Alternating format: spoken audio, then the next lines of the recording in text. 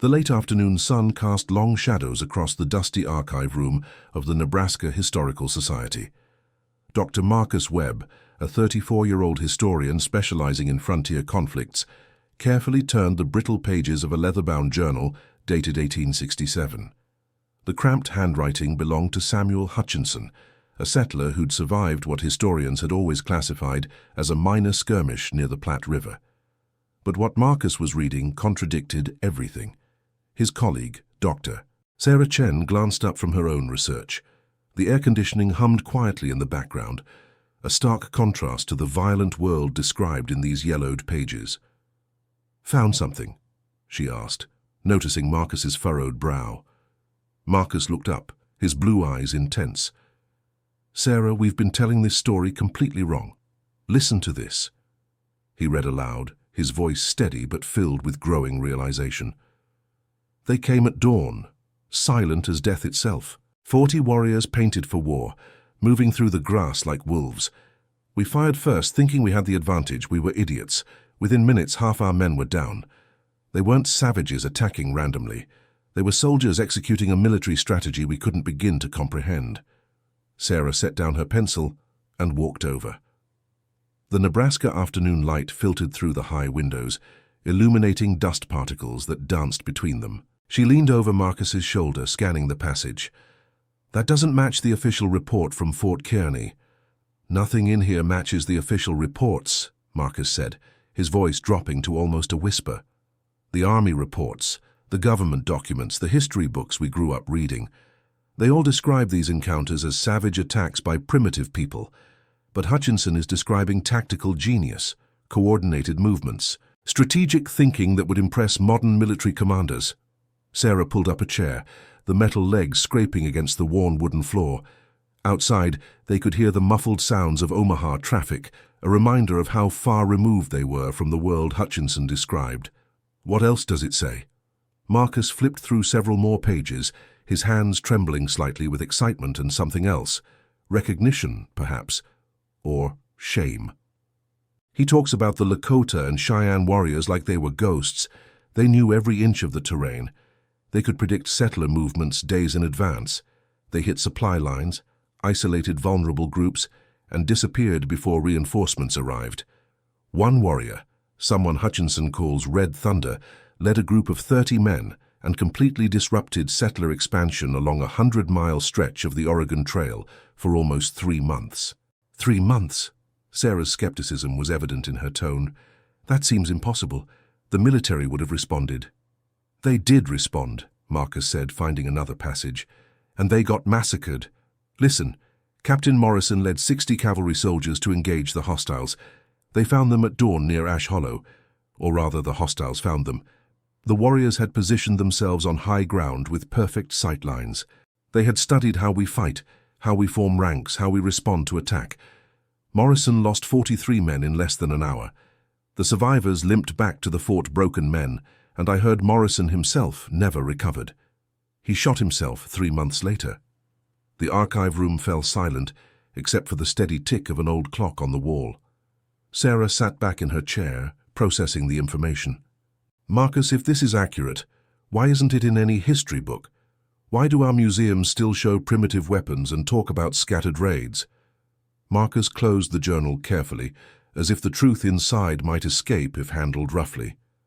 "Because admitting this would mean admitting that we didn't win through superior civilization. We won through numbers, disease, and eventual overwhelming force. These tribes weren't conquered because they were primitive. They were conquered because we kept coming, wave after wave, until there were simply too many of us." He stood and walked to the window, looking out over modern Omaha. The city sprawled in every direction, highways cutting through what had once been endless prairie. "This journal is one of 12 I've found in the past 6 months. All of them tell similar stories. All of them were buried in archives, ignored or dismissed as exaggerations. But they're not exaggerations, Sarah. They're the truth we didn't want to teach." Sarah joined him at the window. The setting sun painted the sky in shades of orange and red. "So what do we do with this?" Marcus turned to face her, and in his expression she saw the same determination that had driven him through 8 years of graduate school and 5 years of teaching. We tell the real story, not the comfortable version, the true version. These warrior tribes didn't just terrify settlers. They changed the entire course of American expansion. They forced the US military to evolve, to adapt, to become what it eventually became. And they deserve to be remembered not as obstacles that were removed, but as nations that fought with intelligence, courage, and strategic brilliance against impossible odds. The archive room's fluorescent lights flickered as evening approached, and Marcus knew his life's work had just taken a dramatic turn. The comfortable narratives he'd been teaching were about to shatter, replaced by something far more complex and ultimately far more respectful of the truth. Check if you are already subscribed to this channel because you won't want to miss what happens next. We're uncovering the real stories that changed America, the ones that were hidden because they were too uncomfortable to tell. This is history that matters, and you need to see how deep this goes. 3 weeks later, Marcus stood in the windswept plains of South Dakota, 40 miles from the nearest town. The October air bit at his exposed skin as he examined the terrain where one of Hutchinson's described battles had taken place. His research assistant, Tom Rodriguez, a graduate student from Arizona State, was taking measurements and photographs. "The elevation difference is about 60 feet, Tom called out, his voice nearly lost in the wind. "Perfect ambush position, just like the journal described." Marcus nodded, his eyes scanning the landscape. The rolling hills looked peaceful now, covered in autumn grass that rippled like water in the constant wind. But standing here, he could visualize what had happened. A supply wagon train moving through the valley below, warriors positioned along these ridges, the deadly efficiency of the attack. His phone buzzed. No signal, as expected. They were truly isolated out here, just as the settlers had been 150 years ago. That isolation had been a weapon the tribes wielded masterfully. That evening, they made camp near a small creek. The temperature had dropped to near freezing, and stars filled the sky in a way city dwellers rarely experienced. Marcus sat by their small propane heater, reviewing his notes by flashlight.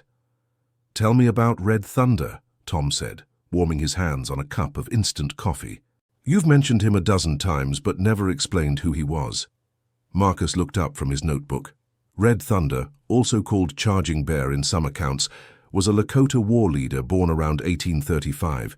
He was in his early 30s during the height of the Indian Wars. What made him remarkable wasn't just his tactical skill, though that was extraordinary. It was his ability to unite different tribes for coordinated resistance. "Like Tecumseh?" Tom asked, referencing the earlier Shawnee leader. "Similar idea, different execution," Marcus explained. Red Thunder understood that scattered raids, while effective short-term, couldn't stop the settler tide.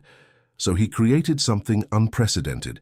He established a network of warriors from multiple tribes, Lakota, Cheyenne, Arapaho, even some Dakota bands who'd traditionally been rivals. They shared intelligence, coordinated attacks, and created a defensive strategy that spanned hundreds of miles. Tom leaned forward, interested. "How do we know this, if the official records don't mention it?" Marcus pulled out photocopies of several documents. Letters between fort commanders.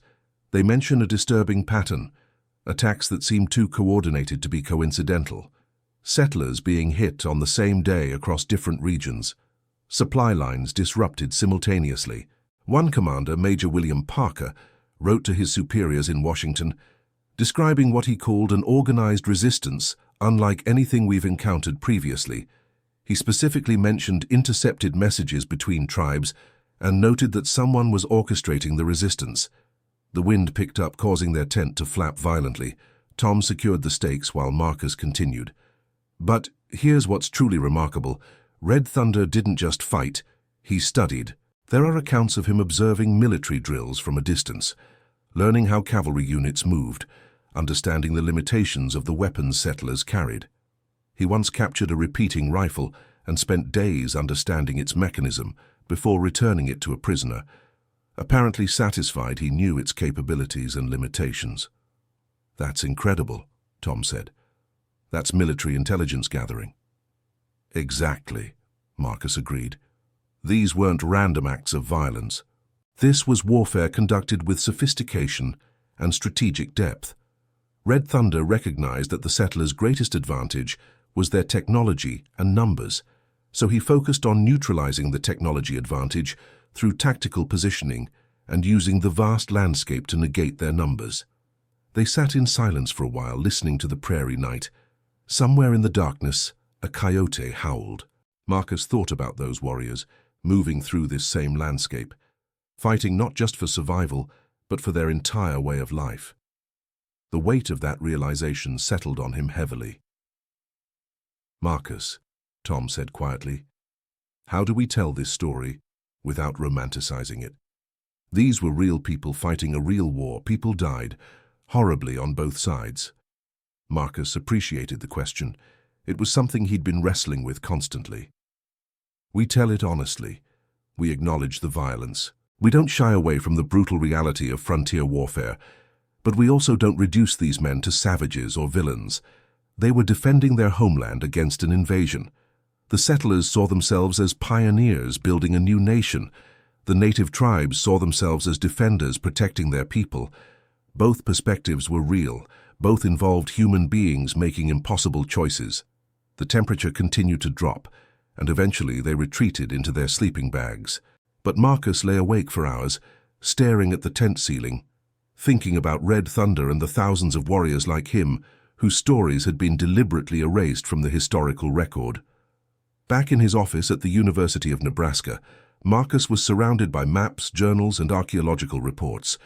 His walls were covered with timeline charts showing patterns of conflict across the plains from 1860 to 1890.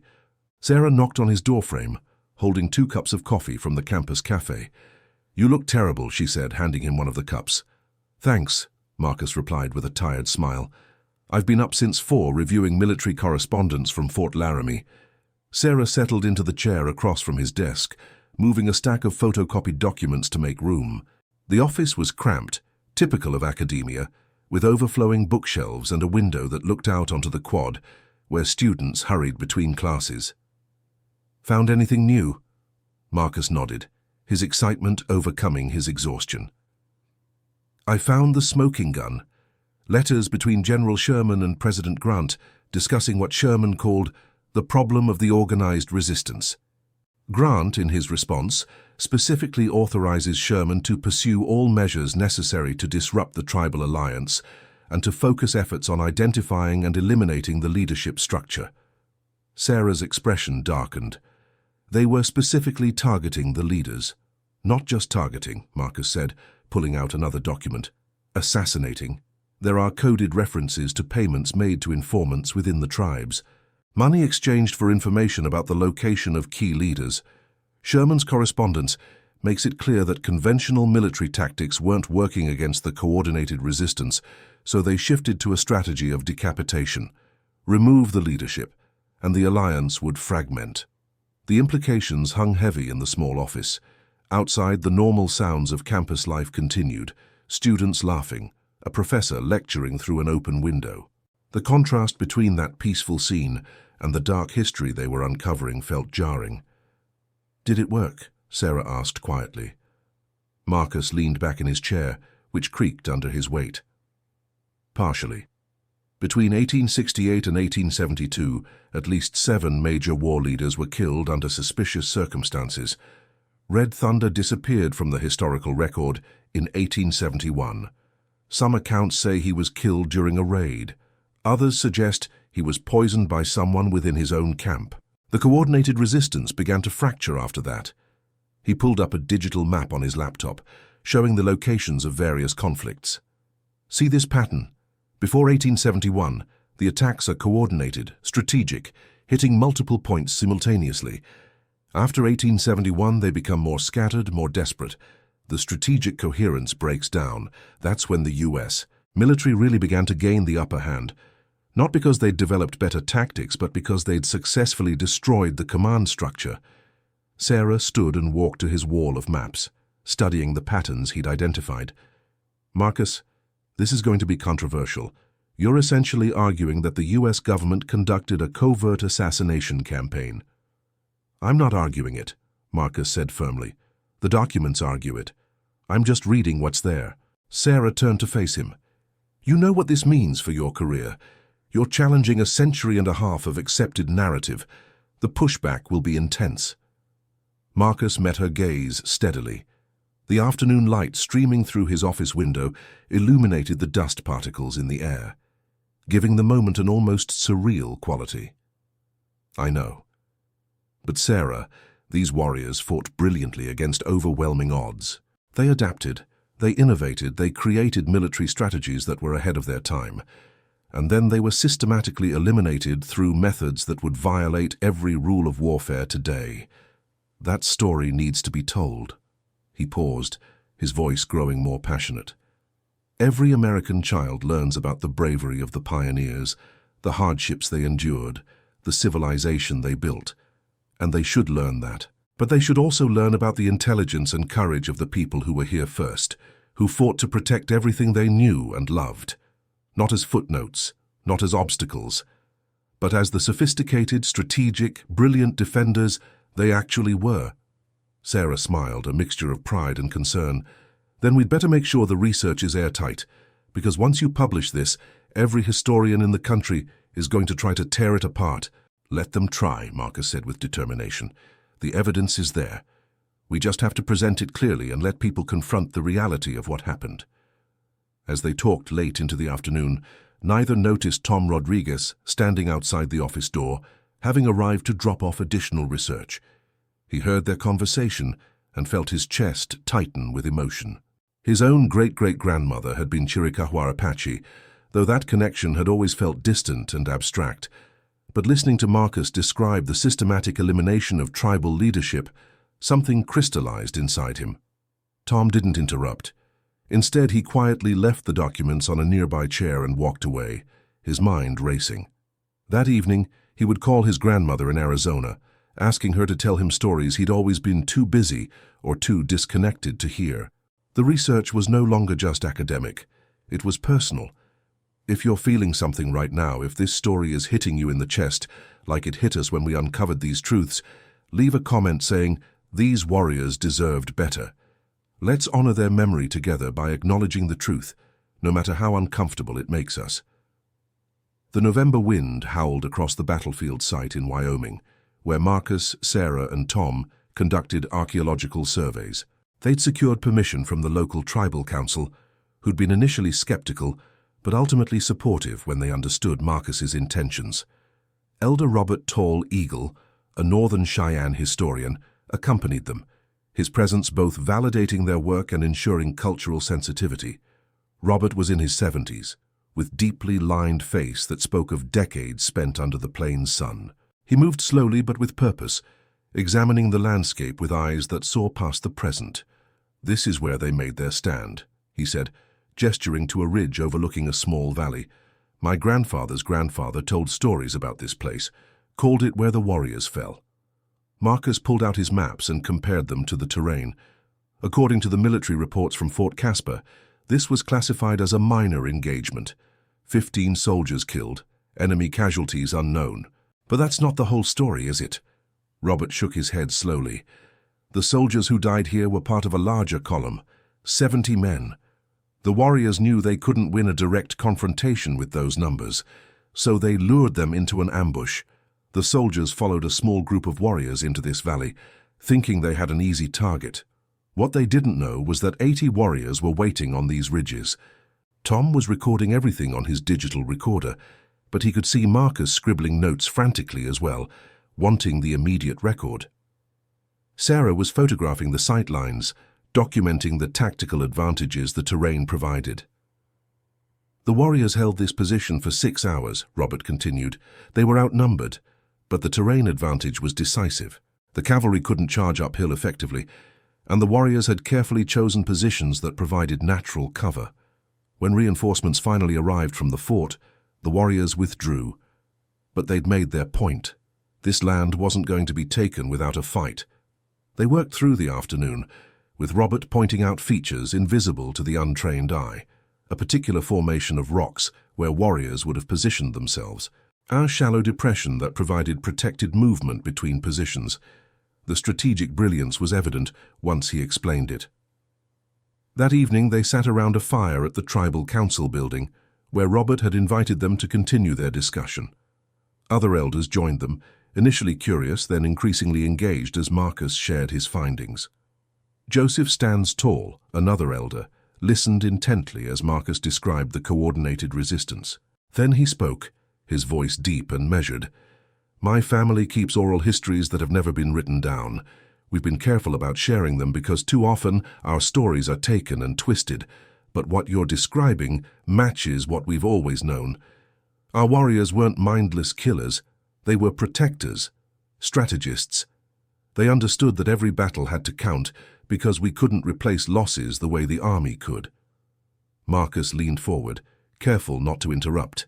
This was the kind of testimony that could transform his research from academic exercise to genuine historical reclamation. "Red Thunder," Joseph continued, or as we call him, Joaquin Luta, was my great-great-grandfather. He didn't disappear in 1871. He was betrayed by someone who'd been paid by the army, a man from a rival band who wanted to curry favor with the soldiers. Joaquin Luta was poisoned during a council meeting. He died slowly, painfully. The man who betrayed him was given supplies and protection. He moved to a reservation and lived into the 1900s. The fire crackled in the silence that followed. Marcus felt the weight of that revelation. This wasn't just history anymore. This was family memory, passed down through generations, preserved despite every effort to erase it. Sarah's voice was gentle but firm.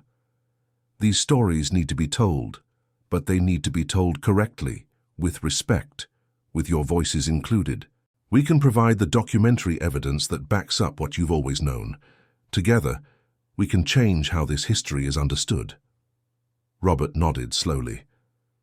"We've been waiting a long time for someone to listen, not to study us like specimens, but to hear us as people, to understand that our warriors weren't obstacles to progress. They were our fathers and grandfathers, fighting to protect their children from an invasion they didn't ask for and couldn't stop." The conversation continued late into the night. More stories emerged, each one adding depth and context to the documentary evidence Marcus had collected. Names were given to warriors who'd been reduced to hostiles in military reports. Motivations were explained for battles that had been dismissed as irrational attacks.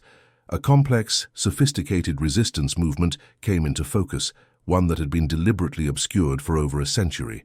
When they finally returned to their hotel in the small town nearby, Tom was unusually quiet. Sarah noticed and asked if he was okay. "I keep thinking about what Joseph said," Tom replied, standing at the window looking out at the dark prairie.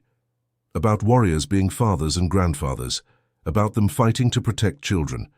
We frame these conflicts as military engagements, but for the tribes it was literally fighting to prevent genocide.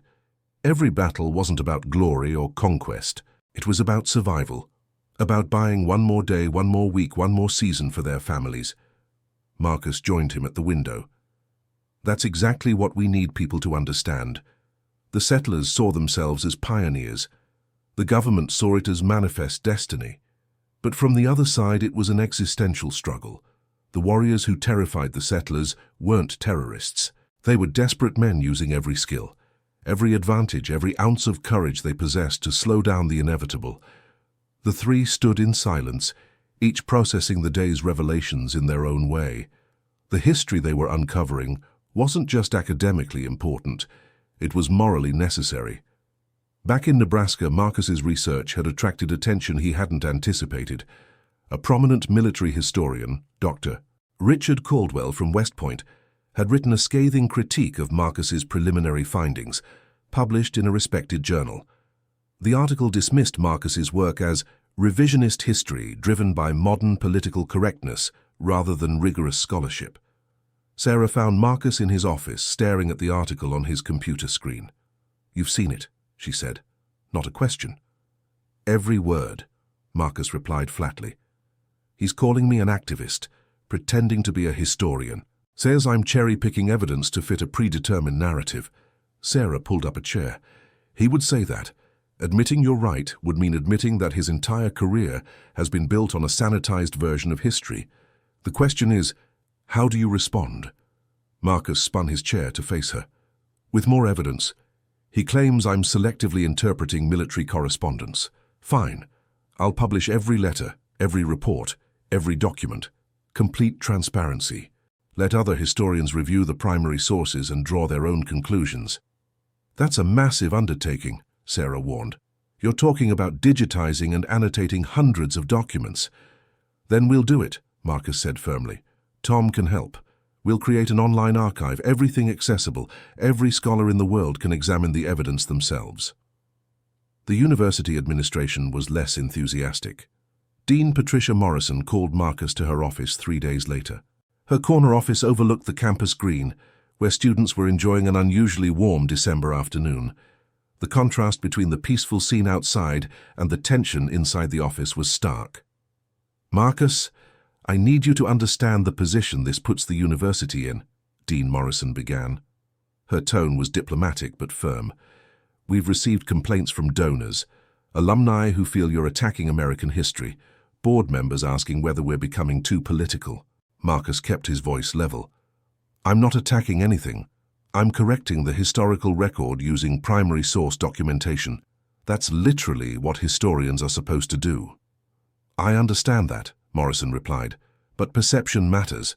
We have major donors who are descendants of frontier families. They don't want their ancestors portrayed as participants in systematic atrocities. Then perhaps they should read the letters their ancestors wrote," Marcus said, his frustration breaking through. "Because those letters describe exactly what happened. I'm not inventing anything. I'm reading what the people involved wrote themselves." Morrison sighed, removing her glasses and rubbing her eyes. "I'm not asking you to stop your research, but I am asking you to consider the broader implications. For you, for your career, for this department." Marcus stood. "Dean Morrison, with respect, the broader implication is that we've been teaching a fundamentally dishonest version of American history for over a century. We've erased the sophisticated resistance of Native American nations, reducing them to faceless obstacles. We've ignored evidence of targeted assassinations, systematic destruction of leadership structures, and what amounts to a covert war within a war. If telling the truth threatens my career, then I've been in the wrong profession." He left her office knowing his position at the university might be in jeopardy, but as he walked across campus, his phone buzzed with messages of support. Graduate students, colleagues from other institutions, tribal historians he'd worked with. The controversy had attracted attention, but not all of it was negative. That evening, Marcus appeared on a local news program to discuss his research. The interviewer, Lisa Chen, was professional but clearly skeptical. "Doctor, web critics say you're rewriting history to fit modern political narratives. How do you respond?" Marcus looked directly at the camera. "I'm not rewriting anything. I'm writing what should have been written originally. For too long, we've told a one-sided story about westward expansion. We've celebrated the courage of pioneers while ignoring the equal or greater courage of the people defending their homelands. We've framed tactical brilliance as savage cunning. We've reduced complex military campaigns to simple raids. That's not political correctness, that's basic honesty." "But don't all histories reflect the perspectives of their times?" Lisa challenged. "They do," Marcus acknowledged, "which is exactly why we need to revise them when we discover they're incomplete or inaccurate. We have documentary evidence now that wasn't widely available before. Letters, reports, accounts from both sides. We have oral histories preserved by native families, despite tremendous pressure to forget. To ignore that evidence because it challenges comfortable narratives would be academic malpractice." The interview went viral. Within days, Marcus was fielding requests from major news outlets, academic conferences, and documentary filmmakers. The controversy had thrust him into a national conversation about how America confronts its past. But the attention came with costs. His university email was flooded with hate mail. Anonymous threats arrived.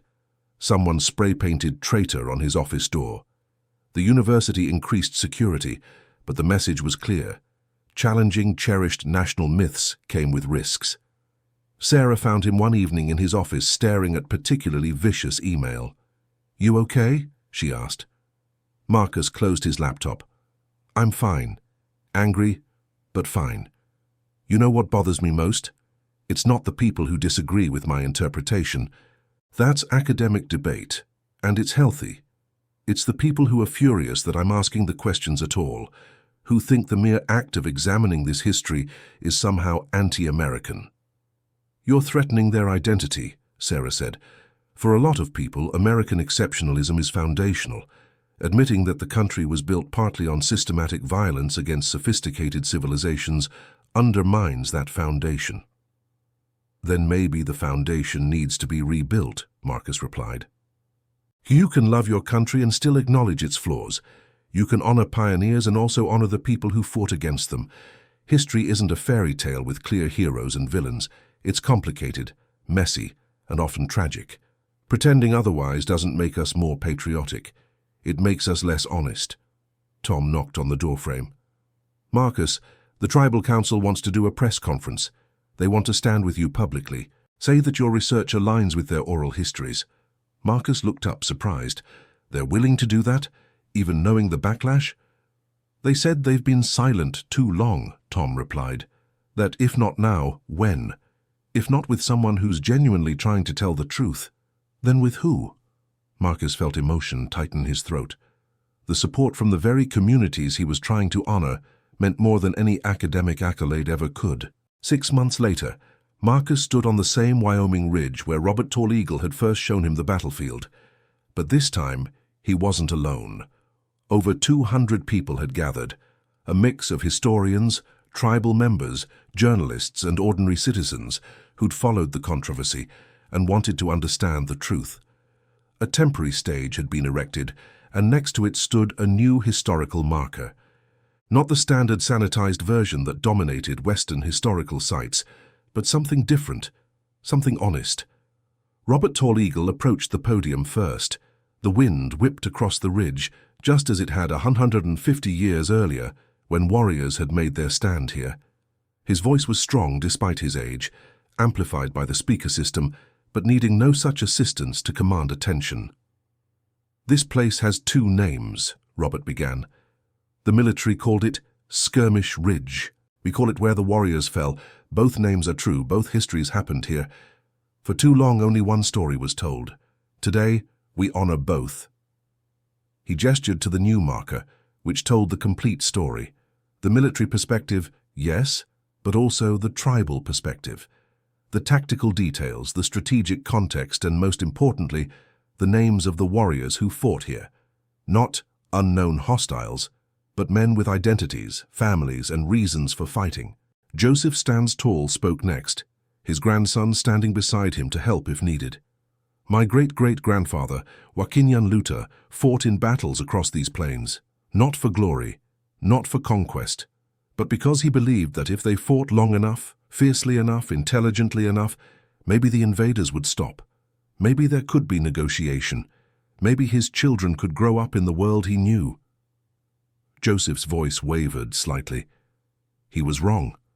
They couldn't stop what was coming. But that doesn't make their fight less noble, less intelligent, less worthy of remembrance. They fought with everything they had, using strategies that impressed even their enemies. And they deserved to be remembered as what they were. Brilliant warriors and desperate fathers fighting an impossible war with impossible courage. Then it was Marcus's turn. He approached the podium, acutely aware of the cameras recording, the reporters taking notes, and most importantly, the tribal members watching to see if he would honor their trust. History isn't what happened, Marcus began. History is what we choose to remember, and how we choose to remember it. For over a century, we chose to remember westward expansion as a story of progress and civilization. We chose to minimize or ignore the sophisticated resistance mounted by Native American nations. We chose to frame brilliant military strategies as primitive violence. Those choices weren't innocent. They were deliberate.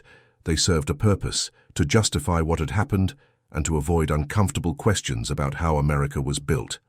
He paused, letting his words settle. But we can make different choices now. We can choose to remember the complete story.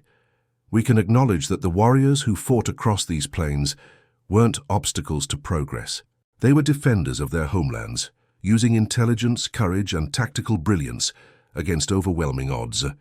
We can honor both the pioneers who built a nation and the people who fought to prevent that nation from being built on the graves of their own. Marcus gestured to the landscape around them. This land remembers everything. The battles fought here, the blood spilled here, the dreams that died here. Our job as historians, as citizens, as human beings, is to remember too. All of it, not just the parts that make us comfortable. The ceremony continued for another hour. Tribal members shared stories. Historians discussed new research projects. Young people, both native and non-native, asked questions about how to learn the complete history they'd never been taught in school. As the sun began to set, painting the Wyoming sky in shades of orange and red, Marcus stood apart from the crowd, watching. Sarah joined him, followed by Tom. "You did it," Sarah said quietly. "Changed the conversation." Marcus shook his head. "We did it, and it's not done. This is just the beginning. There are hundreds of other sites like this, thousands of warriors whose stories haven't been told, decades of systematic erasure to undo." Tom looked out across the plains, where the same wind that had blown 150 years ago still moved through the grass. "My grandmother called yesterday. She wants to meet you. Says she has stories about our family's history with the Chiricahua Apache. Stories she's been waiting her whole life to tell to someone who would listen properly." Marcus smiled. "Then we'll listen. That's what this was always about. Listening to the voices that have been silenced, examining the evidence that was hidden, and telling the truth even when it's uncomfortable." As darkness fell, the crowd dispersed, but small groups lingered, continuing conversations, exchanging contact information, planning collaborations. The controversy hadn't ended. Marcus knew that. There were still those who viewed his work as an attack on American heritage. Still institutions resistant to changing how they taught history. But something had shifted. The conversation was happening. The questions were being asked. The complete story, with all its complexity and tragedy and uncomfortable truths, was finally being told. 3 months after the ceremony, Marcus's book was published. The Warrior Tribes, Strategic Resistance, and the Truth of Western Expansion.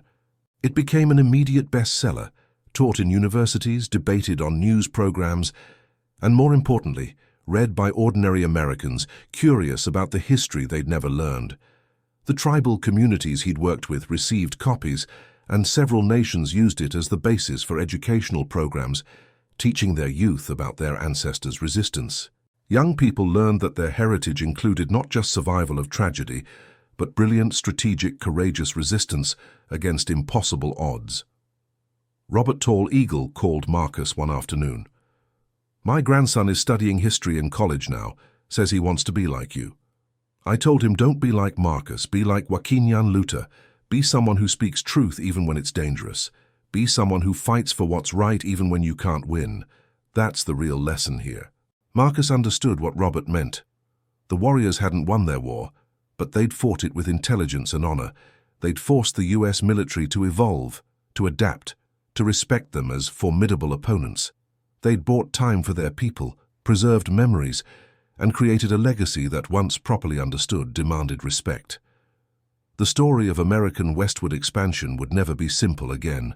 The comfortable narrative of civilization conquering savagery had been replaced by something more complex. Two peoples, both believing deeply in their cause, locked in a tragic conflict where military brilliance and desperate courage existed on both sides, but where overwhelming numbers and ruthless determination eventually crushed even the most sophisticated resistance. It was a harder story to tell, a more uncomfortable story to hear, but it was true. And truth, Marcus had learned, was worth fighting for even when the fight seemed impossible. Check if you've subscribed to this channel, because we're not done uncovering these hidden histories. There are so many more stories that need to be told, so many voices that need to be heard.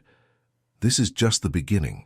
If you watched this entire story, if it moved you, challenged you, made you think differently about history, leave a comment saying, "I watched this far." I want to know you, to know who really cares about these stories, who's ready to confront truth no matter how uncomfortable. And hit that like button. Share this with someone who needs to hear it. These warriors changed America forever, and it's time we honored their memory by finally telling their complete story.